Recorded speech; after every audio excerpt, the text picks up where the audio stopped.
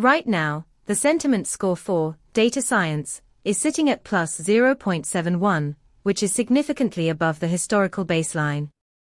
This spike indicates a strong positive shift in sentiment you won't want to overlook. Coupled with a momentum of plus 0.37 and 7 semantic clusters, this suggests a growing enthusiasm around data science topics.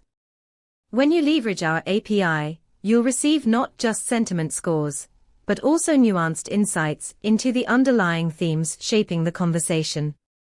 Imagine tracking these shifts to optimize your content strategy or inform product development. This data is invaluable.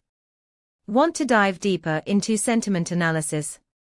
Check out our documentation at pulsebit.lojenterprise.com/docs. Your next data-driven decision could be just a call away.